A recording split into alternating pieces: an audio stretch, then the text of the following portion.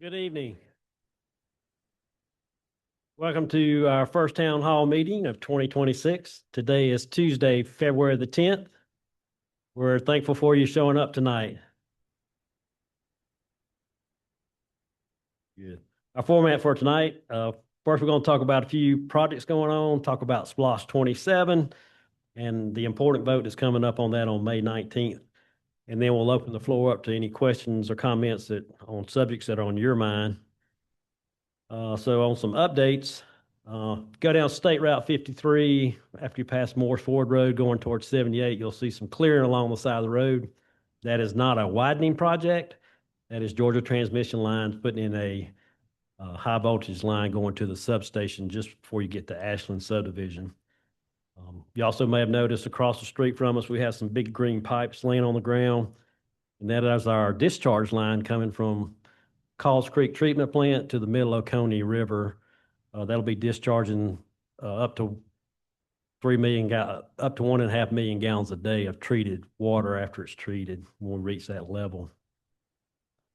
That's related to also the LAS closure. They'll be converting over to Dawson Park here in the near future. Oconee Veterans Park tennis facility. Our bid packages went out. We received them last year, opened them up, and unfortunately, they were over $2 million more in cost than we had in money. So all bids were rejected. We went into discussions with our design team.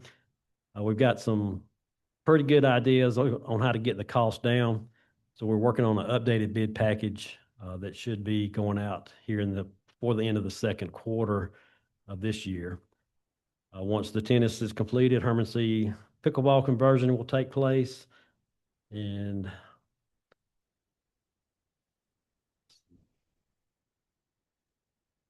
road projects, New High Shoals Road at Union Church is active construction zone. If you hadn't been through there, the configuration seems to be working really well, especially during the rush hours.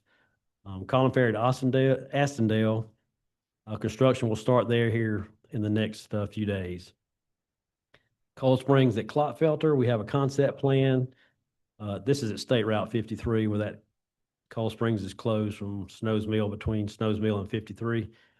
We have a concept plan that's under review there, and then we'll be working with the Department of Transportation on funding for that as well, which we also are in concept review for Cold Springs at Snows Mill and Acock Road. Concept reviews underway there. 316 from Jimmy Daniel Road to Oconee Connector. If you don't know, it's under construction. And if you're going through that area, I would add 30 minutes to your time if you're going through there.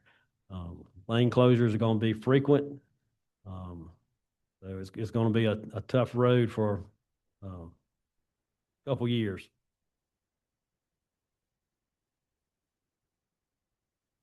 Oh, yeah, Race Church at 53. If you didn't notice, the old barn's been taken down as well as the old Right Price store.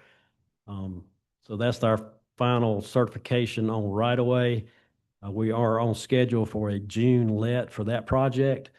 So hopefully before end of the calendar year, you'll see dirt moving for that roundabout, which is much needed.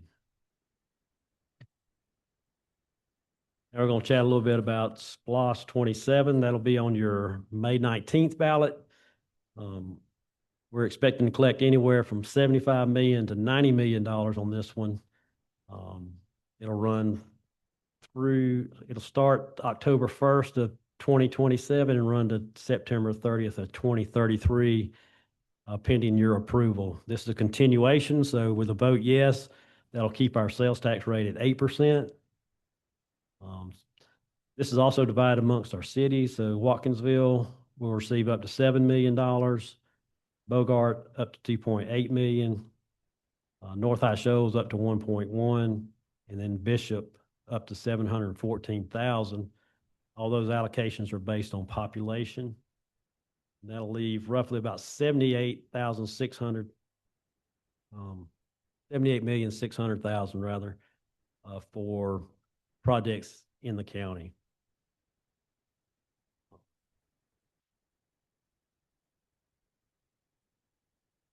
We have GO bonds that we're paying off. This will be for Veterans Park from where it was first built, and also for this building, and that's almost $4 million to get that paid off. Our Water Resources Department will receive up to 6.25 million, and that's for renewal and replacement of pipes and expansions of the treatment plant there at Bear Creek to get additional drinking water supplies. Farmland protection, we're asking you to continue that program. That's up to 750,000. Then our fire rescue and EMS facilities, up to $9 million, replacing fire trucks, fire equipment, medical equipment, and keeping our fire stations looking good.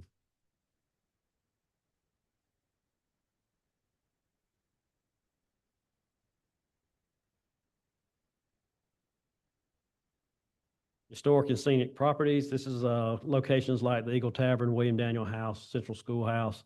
This is keeping those buildings in good shape. We spent a lot of money at Eagle Tavern and William Daniel over the last couple splost. We're going to be having a little focus on the Central Schoolhouse this time. We've already started with the architect on looking at how to make that building more usable and try to get people in there using it. General county facilities, this is where we replace, renew and replace, renewal and replacement, they call it. So we replace roofs, air conditioners, flooring in all our county buildings, and that'll be up to 6.5 million. Then we'll talk parks. In total, parks will get almost $31 million, which is 39% of our share of the splost. We're looking at doing renewal and replacement starting in our older parks. We'll start with Herman C. Michael Park. We have gym roof needs replacement. The field lighting, I believe, is the exact stuff that was installed when the park was first created. Field fencing needs to be replaced. Walking trails upgraded. Playground, and then we want to upgrade our stormwater management system. When it was built, there were different standards in place, so we're looking at upgrading those. Also try to get a little more parking out there if we can. Next would be the Bogart Sports Complex. Again, same thing, field lighting, field fencing, signage, walking trails, playgrounds, and then parking improvements there. Depending on how the money flows, if there's some left, we can do some stuff there at Veterans Park as well. Heritage Park, we have a master plan there. We're trying to get some grant money, but we do have some money. It would be possible to spend some of this SPLOST dollars at Heritage Park if needed to complete that master plan or continue that master plan. And then our big project is Dawson Park. We've talked about that a lot through times. I'll give you an update on where we're at right now. So right now we're in the engineering phase. We are, after discussion with the design team, we're still hoping we can go to bid on the entire grading for the entire site, which will give us the bedrock for all the parking, the road infrastructure pad ready for all those future buildings, including the gym. Once we get the pricing for that, we can determine how many fields we can carpet and light. So we'll move with as many as we can based on the funding, how far that money goes for the grading. We've also, the Industrial Development Authority of Oconee County has agreed to put $4 million into that project as well to help us get us over the hump so we can do the artificial turf versus natural turf there. And also our public radio system, public safety radio system. This is Sheriff's Office uses it as well as our volunteer fire department. We have some technology upgrades that need to happen, some actual handheld radios that need to be replaced, as well as pagers. We have up to $6 million set aside out of the SPLOST for that. And then our Sheriff's Office patrol vehicles. Right now we need to replace 9 vehicles per year to keep the phase replacement going. So we have top of the line vehicles on the front lines answering calls for you. We have up to $5.1 million set aside to keep the sheriff's fleet in this great condition that it is now. That's kind of an overview of SPLOST, and then we can get any other comments or. So now the floor is yours. So the process is, if you got a question, comment, or emotional outburst, you have to come to the podium. You have to tell us your name and where you live, and then you can start talking.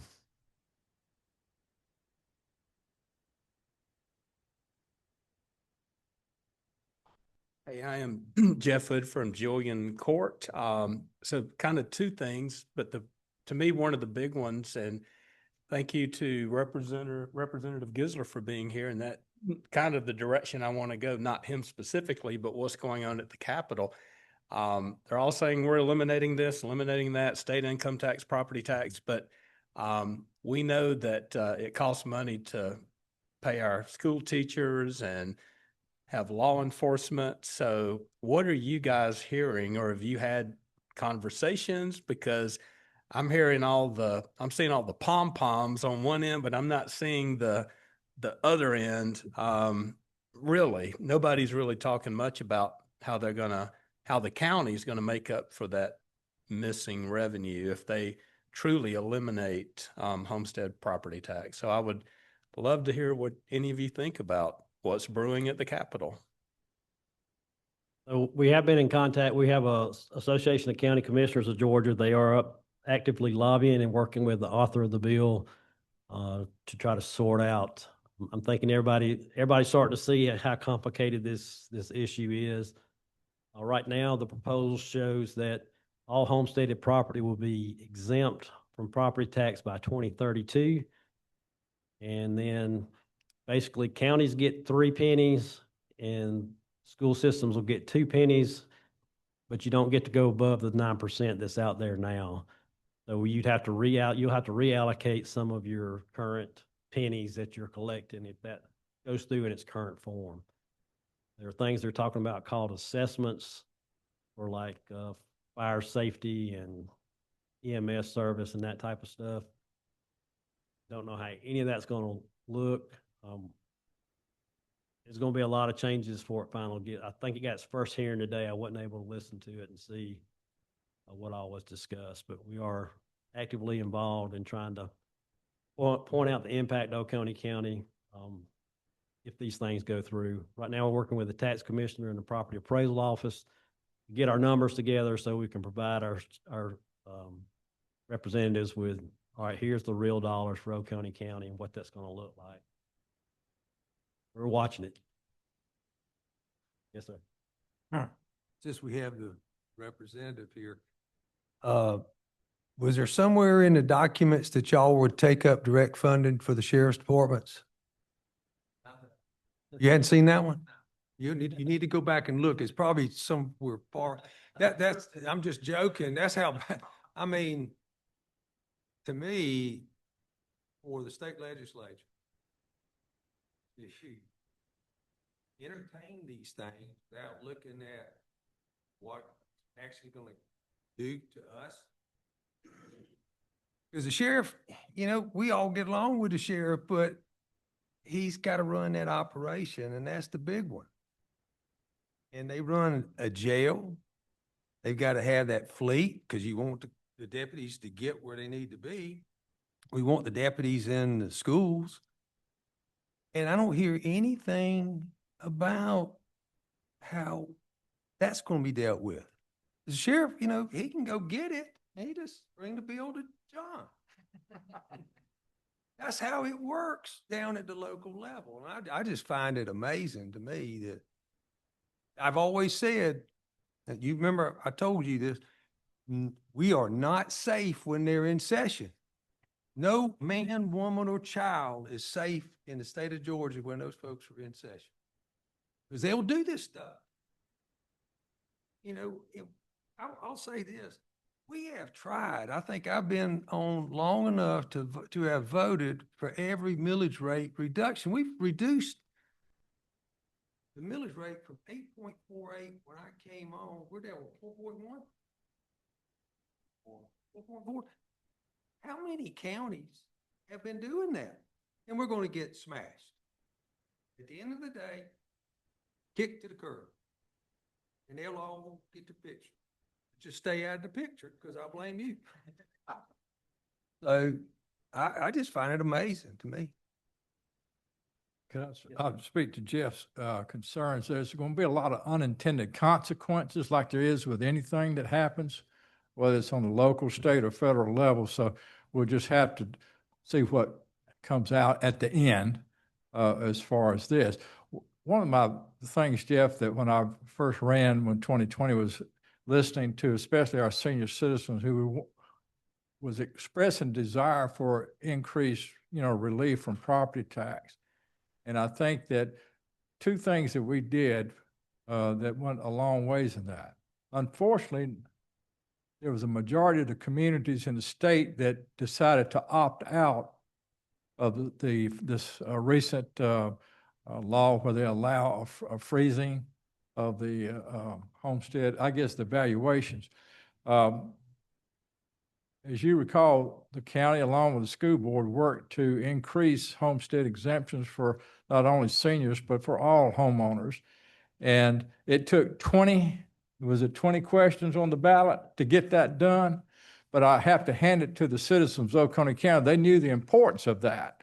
So they didn't get fatigued by marking yes on all 20 of those questions. So that went through just fine. And then this recent help from the state legislature, their mistake was giving the local governments an option along the school boards. And I think Representative Gist will know this, is that a majority of the governing entities in the state opted out of that. Now, this board, as Chuck has been eloquently has said many times about reducing millage rate, we upheld the desires of the citizens as far as that. We opted in. So just to give you an idea, I just happen to I always carry this around because I never know when Jeff Hood's going to ask a question, whether it's at a town hall meeting or at the gym. So I always carry this around with me. But in 2024, we had almost $600 million of property that was exempt. And I guess that not only includes homesteads, but that's also agricultural land and others. With the impact of the increase in homestead exemption that we did in 2025, that figure jumped up from $586 million to over $852 million of property tax, property in Oconee County that's exempt from county property tax. So I think what my concern is that, we tried to be diligent to listen to the citizens as far as homestead property. But all I can say is I'm just holding my breath that the unintended consequences of what's going on in Atlanta will be able to get through that. Now, if they do away with homestead property taxes, then that'll be a whole another conversation for another town hall meeting after the session. But I appreciate you bringing that up.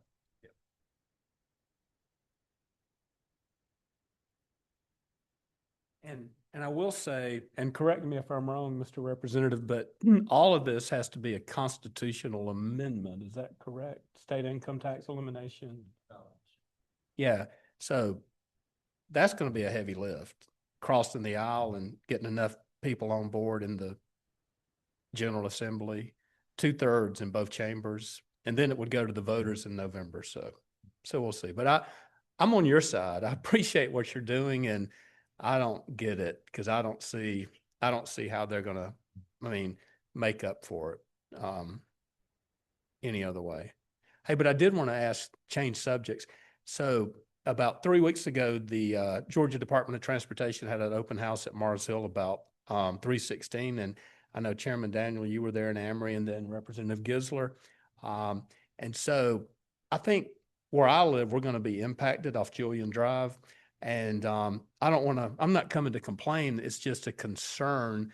But we're already seeing people cut through our neighborhood, Deerbrook, Julian Drive, which leads to Silverleaf Arizona Bend, which if the locals know, they take a right and go to Jennings Mill, Meriwether Drive. And we're seeing traffic picking up because of the one lane on Jimmy Daniel, both directions. And the locals know the shortcut. And again, I'm not here to complain, but it's just a concern. We don't have sidewalks on any of those roads, even over in Jennings Mill. And so I'm really concerned that as traffic picks up during the 6-month closure, that my fear is a child on a bike, because our kids, not my kids, but in the neighborhood, play in the street and there's no sidewalks. So if there's anything or any suggestions you guys can make, that would be great, because it's a concern with people that I talk to in our neighborhood. And then one other thing, if you can address that, and then one other thing, it looks like, I think it's Tall Oaks Drive, that they're going to block our access to 316 in like 2030 or 2029. But since Tall Oaks Drive is a county maintained road, I'd I'd like to hear any of you, like, what's going to happen if DOT cuts through the woods and makes us go to Highway 78? I guess they'll construct the road on their nickel, and then will it still be a county maintained road, or what have you heard about that? Because all indications are that will be our way in and out of our subdivision in about 3 or 4 years. Thank you. Typically, they'll construct the road and then it'll be turned back over to us for maintenance. Okay. Well, any suggestions about safety with no sidewalks? I was there that evening and I talked to one of the representatives about during the closure, because of my, talking with some of your neighbors and their concerns. And it's just not now. I mean, y'all have had a concern for a good little while about the cut through traffic. But I had an idea of additional, and it may not work with locals, but it may keep folks that use those GPS applications, because they're always looking for the shortest route, is to put some additional signage like road closed ahead, local traffic only on both ends of Silverleaf and Julian Drive. Now, I'm smart enough to know that the road's not closed, and I might cut through there if I live there. But if I'm traveling from Athens, because I see a lot of traffic coming from Athens that getting on 316, they come down Jimmy Daniel Road. And if they're using those GPS apps, they'll take you right through, Silverleaf and Julian that way. So they were not opposed to it. It was actually Archer Western, is that the contractor? They said they wouldn't be opposed to it. And for me to get with my county commissioner, I said, all right, I'll do that. So I said, okay, I'll do that. So I'm getting with my county commissioner about that too, Jeff. So hopefully we can, that might help a little bit, but won't stop it completely. Love the idea of road closed. Just an idea.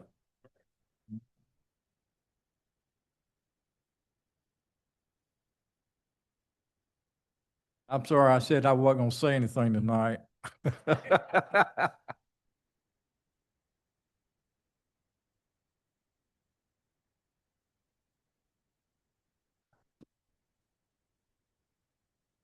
My name's Michael Healy.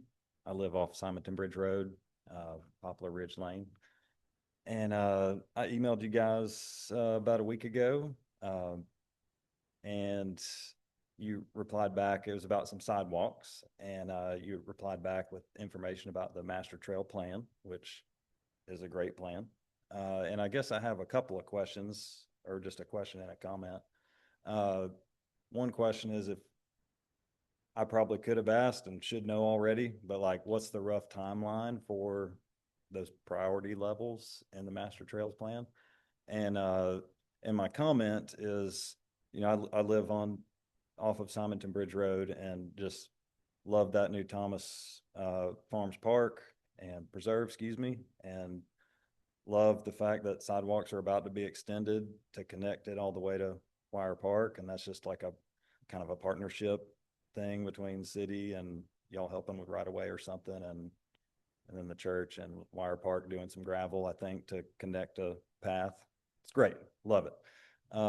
My thought is like, is it possible to continue that momentum and go, as far to the close to the county line as possible on Simonton Bridge to further connect all those neighborhoods to, everything. And I know that's a easy thing to just ask that it be done, and it doesn't happen overnight, but if it's a matter of garnering public support, I know a lot of people and we'd love to do whatever we could to advocate for that. And then also just looking at the rail to trail dream. I'd love an update if y'all have anything on that. I don't really know everything about it. I feel like last I heard is the trail is privately owned and that fella thinks it might still be a railroad in use one day, which seems like a pipe dream. But if you have any update on that, it sure would be cool for a sidewalk on Simonton Bridge, maybe to connect where that rail to trail comes in, and it just connects the community even more. So anyway, that's the dream. Hope we can make it happen.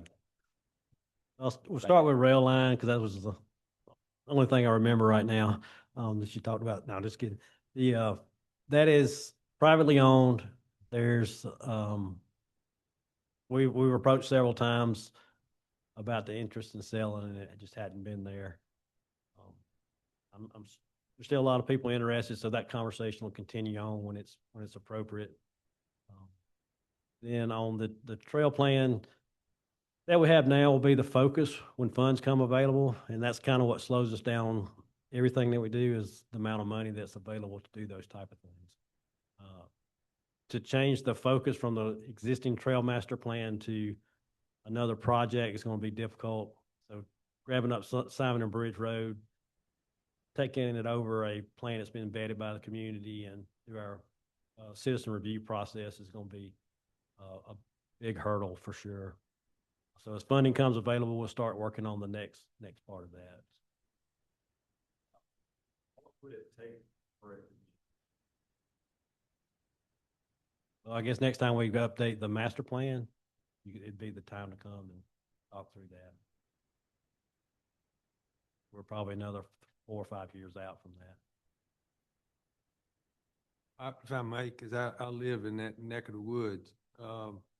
One thing about the current plan is the Thomas Park not there yet. So what I look at, because I go by Thomas Park all the time, and it's got to be really bad weather. They're not maybe half of that parking lot, and I think that's all good things. So what I would suggest, because I'm around that every day, is get involved with Parks and Rec Committee, whether you remember or not, you still go, and you pitch, and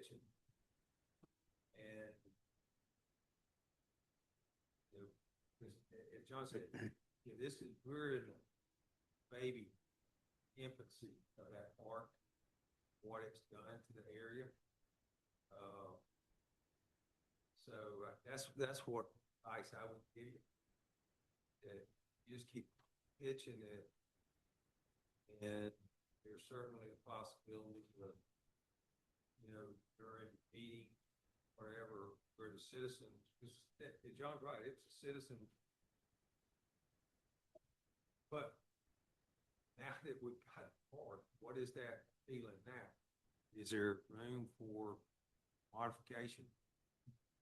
So that's what I would ask you to do. Don't sit idle by, and I don't think you will, but get involved with Parks and Rec, whatever the county has, where you can pitch that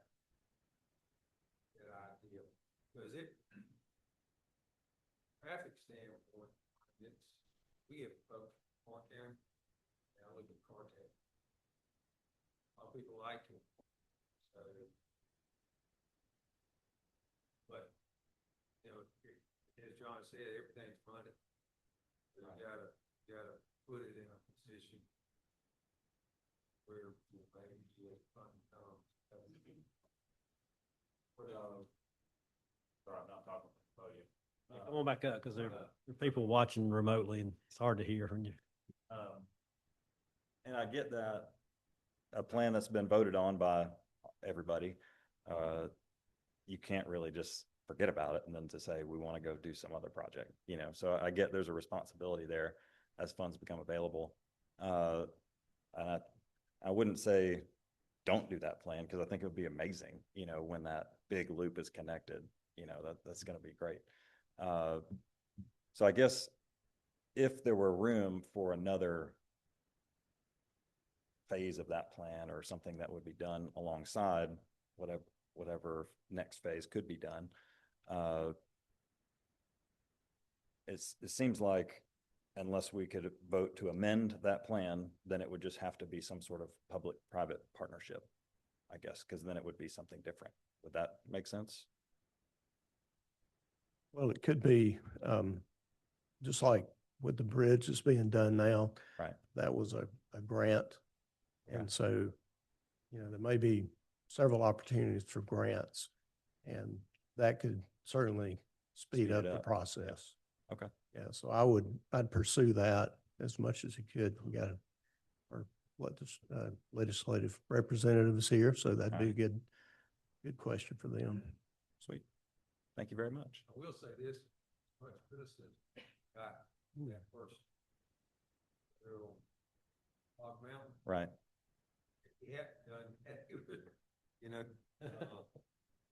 I think that was unfair criticism though, because I- to your defense, all it was completing a segment of a major project that everybody voted for. So, I mean, You knew but all the things you told us that. yeah, that all when we- well, I mean, yeah, I get it. And there's not a ton of people walking on it right now, but it's just part of a bigger plan. So Yeah, it was- that's right. I mean, it was the easier one to do. Sure. I'll see it there. I get it. Well, thank you for that advice. I will work on that, and I look forward to seeing it happen. All right. Thank you. Thank you. Thank you for coming. Appreciate it.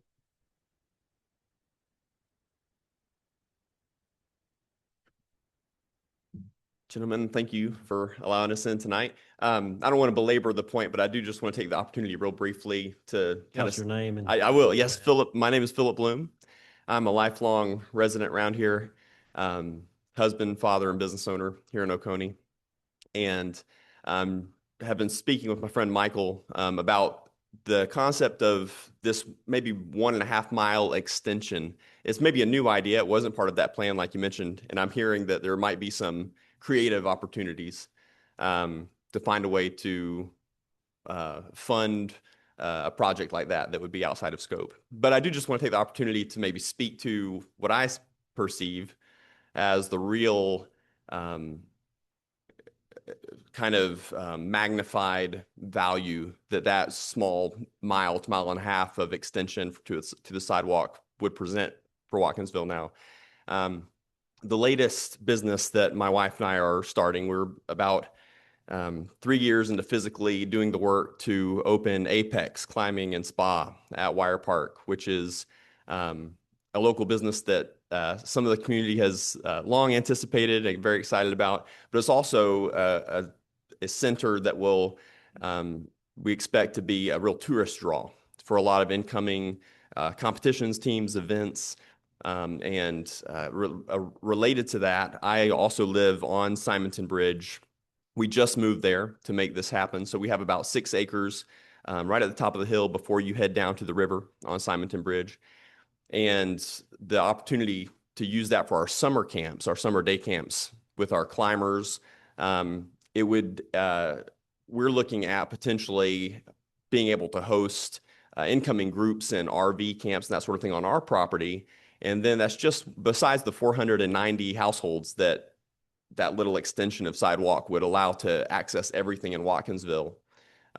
Besides those, I should say 590 households, almost 600 households, it might also be a really excellent way to provide for incoming groups and the accommodations that might be otherwise crowded in little downtown Watkinsville when a number of people come in for competitions and events at Wire Park.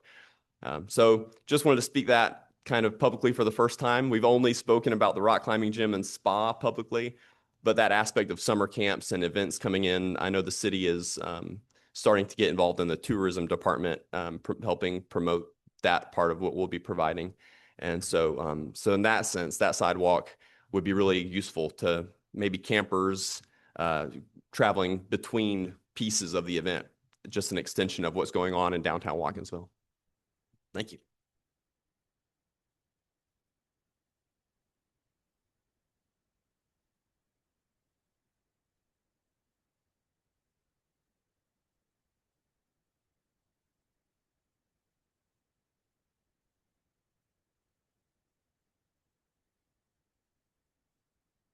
So sometimes you don't know if you don't ask.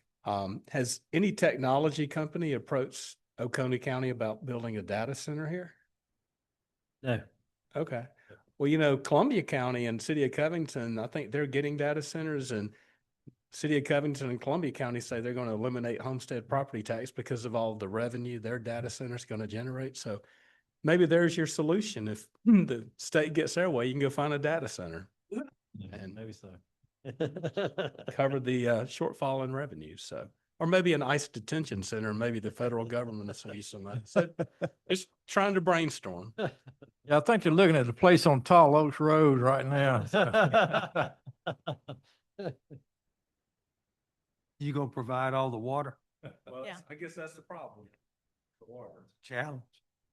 Well, hi, I'm Victoria Cruz, Oconee County. Y'all know me.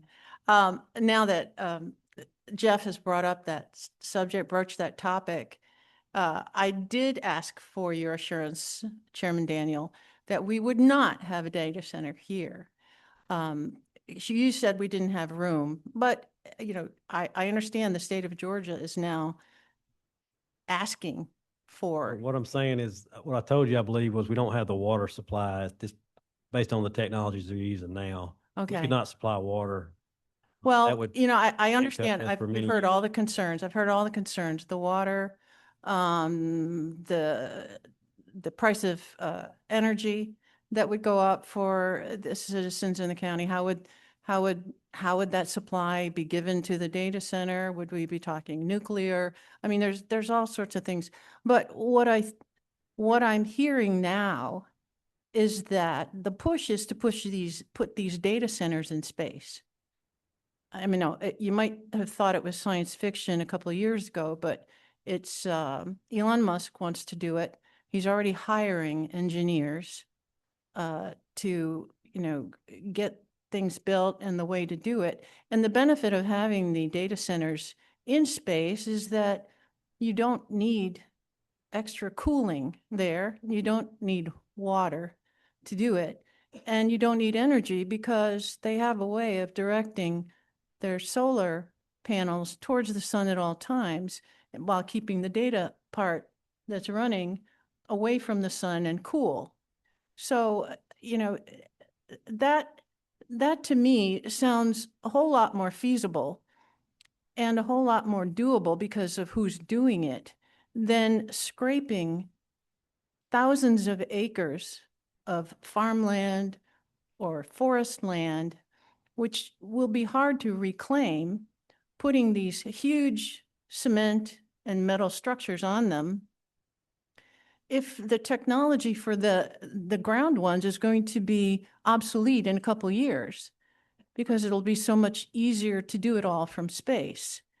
And what I've heard about the data centers by listening to people with knowledge who are interested in what's happening is that the demand for these data centers is so high that it is exceeding the supply chain for components for building. It's exceeding the labor force for things like welding and this kind of construction.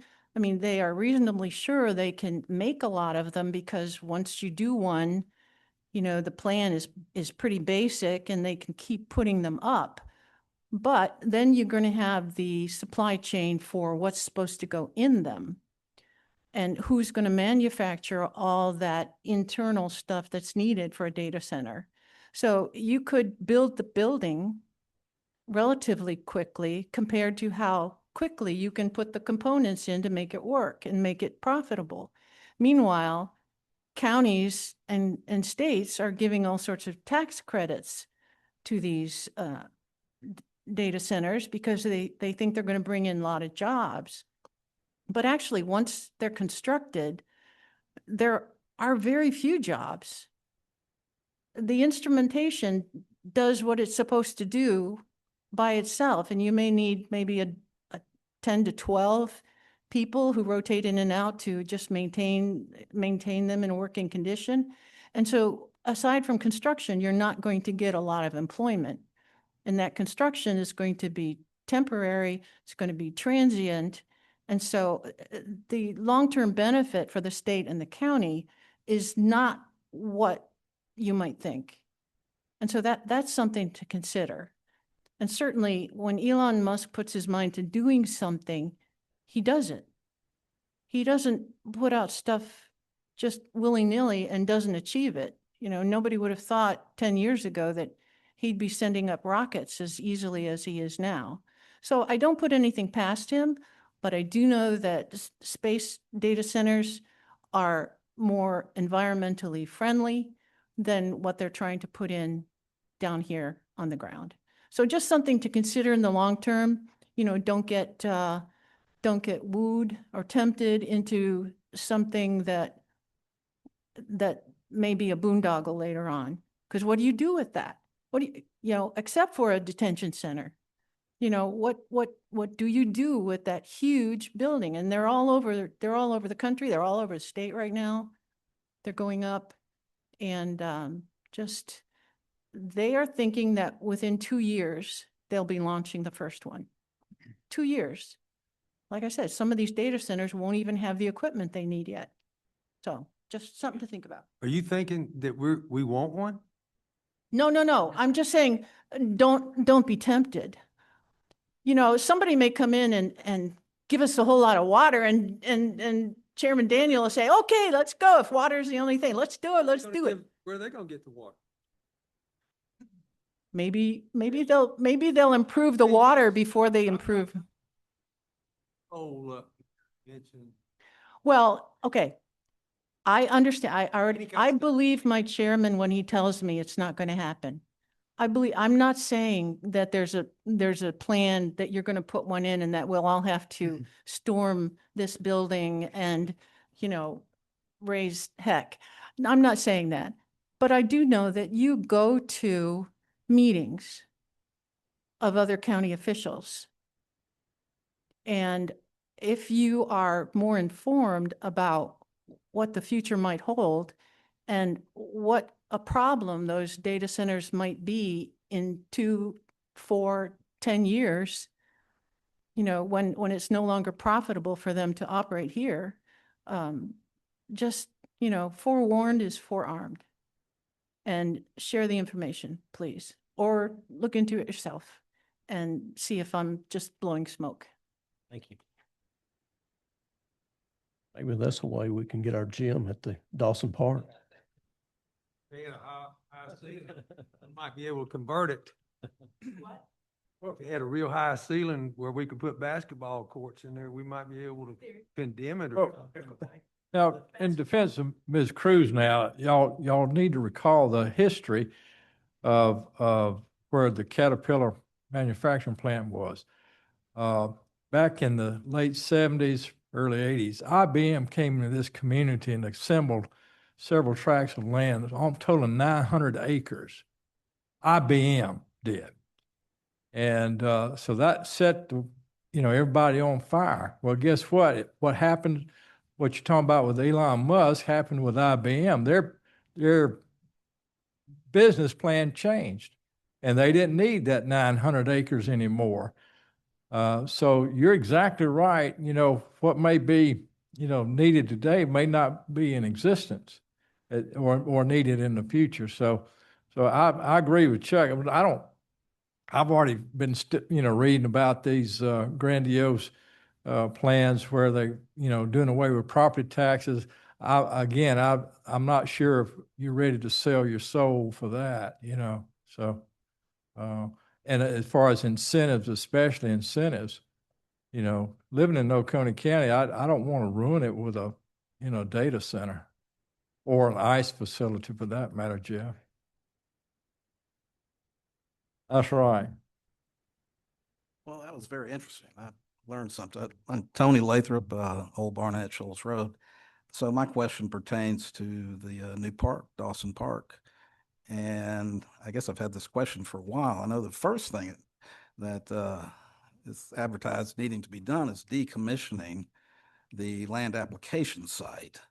And I've always wondered, what exactly does that entail? Is that a physical process? Is that more administrative? And if I'm not mistaken, I read in the Oconee Enterprise a couple months back that there was like a 7-figure price attached to decommissioning the LAS. So Yep. what has to be done to? Right now, the sewer flow that's going to the LAS will have to be redirected. So that's the major part of the costs. Putting in new pump stations that'll handle that volume and getting the pipes connected. So it's still actively being used? Yes. Oh, I wasn't aware of that. Yeah. It's very small volume.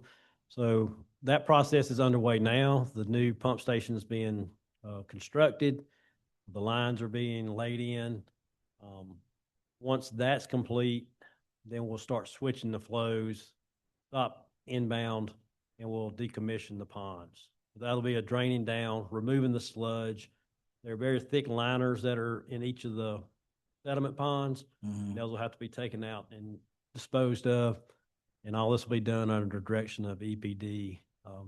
They'll do whatever testing they do afterwards. to make Is sure. there a period of time where it just has to sit? No, once it's Stop? done, the only issue is the sludge ponds themselves where the solids settle out. Yeah. Right now, everything's sprayed on. That's the whole purpose of the LAS was to spray the water out into the fields. Yeah. Then that's converted into hay for cows. And so the only thing that has to be done is properly dispose of the solids that are left in the treatment system. So that money that the $1 million, I forget the figure, but that has the new pumps, and Yes. that's where that comes in. Okay, good. Thank you. Yes, sir.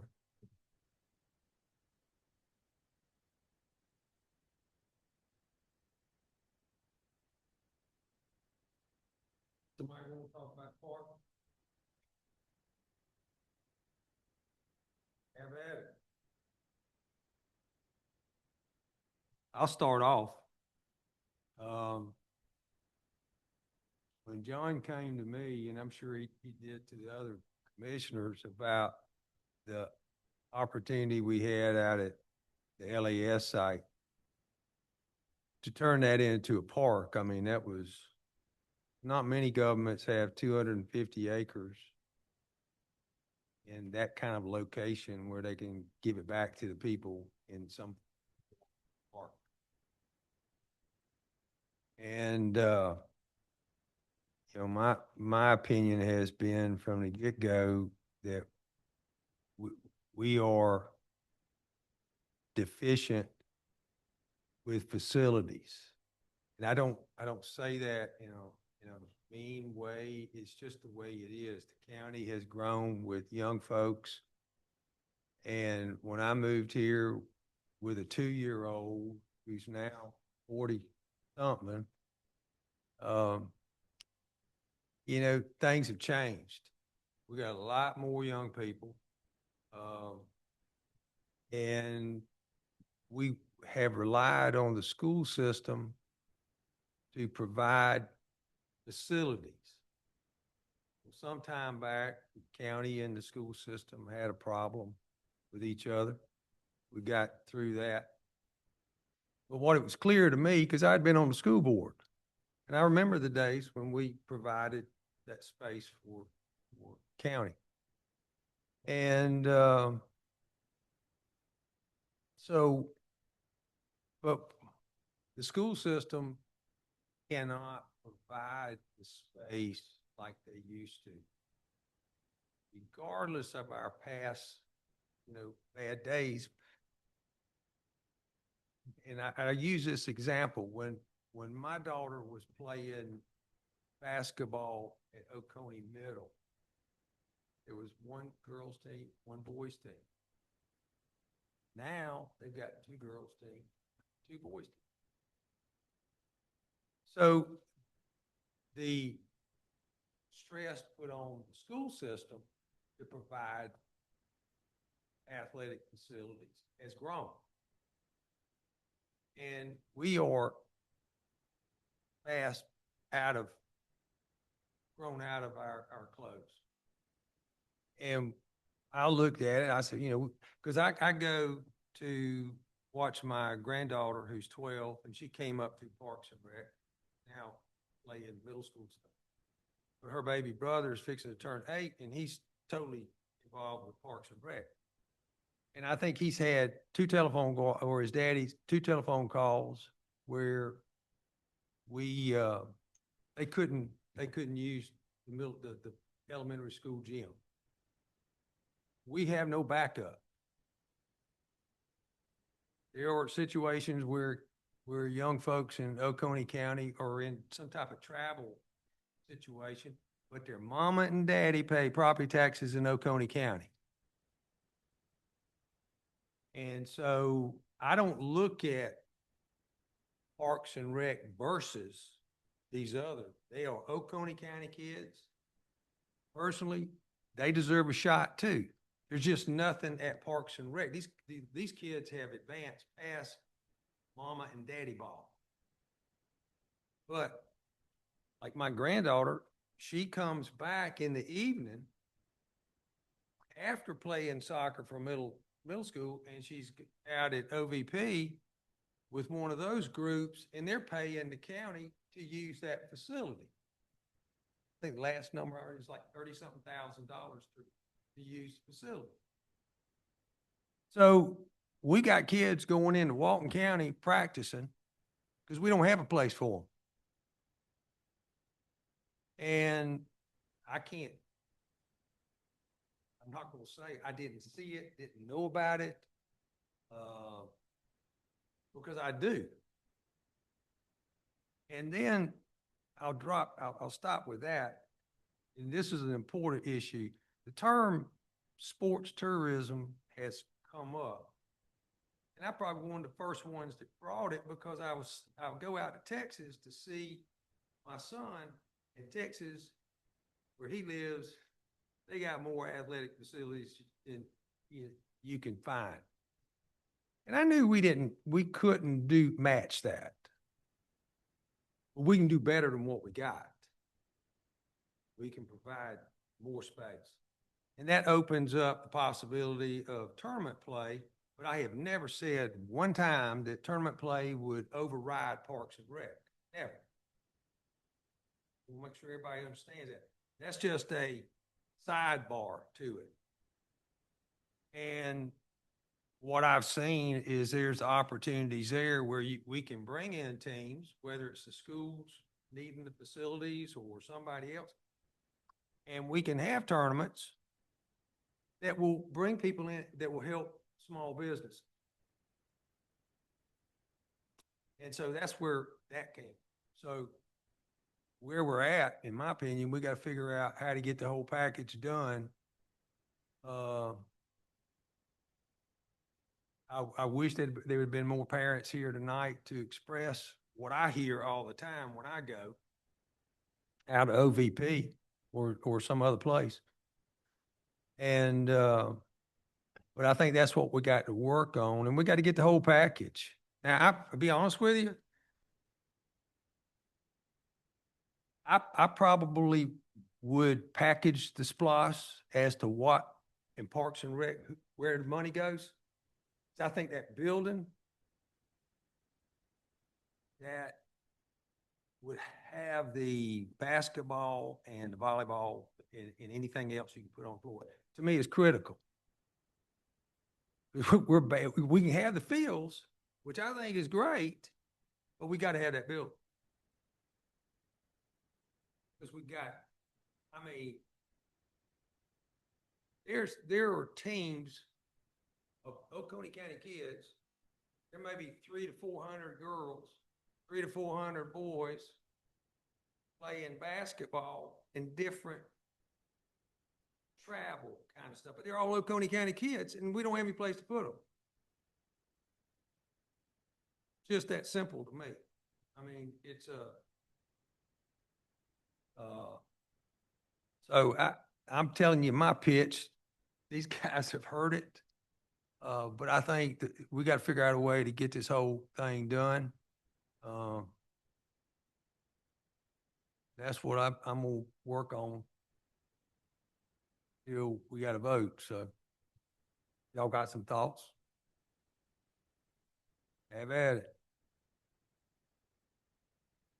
But I will say this too. I think what's on the drawing board, nobody's got it around. Nobody. Nobody will have this type of facilities. And I just think that's what we ought to do, find a way to do it. And it'll stand the test of time. And if any of you Parks and Rec folks disagree with me, this is your time. Have at it, throw a rock or stone or something. But did I say anything? It's not accurate.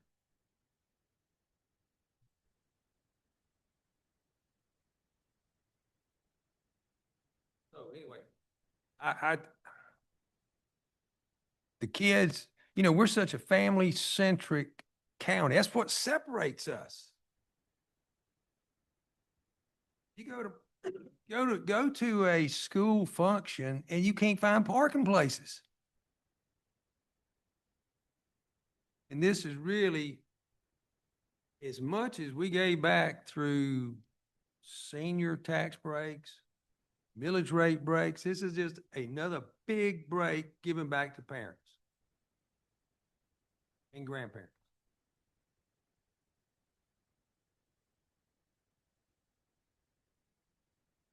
As we said, 39% of the SPOS for 2027 is designated to Parks and Rec.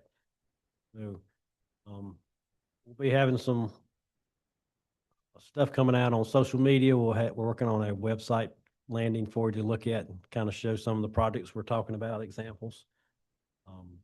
And we need your help getting the word out about SPOS and what it means to our community, paying off our debt, public safety improvements, from fire trucks to sheriff's vehicles to radio systems.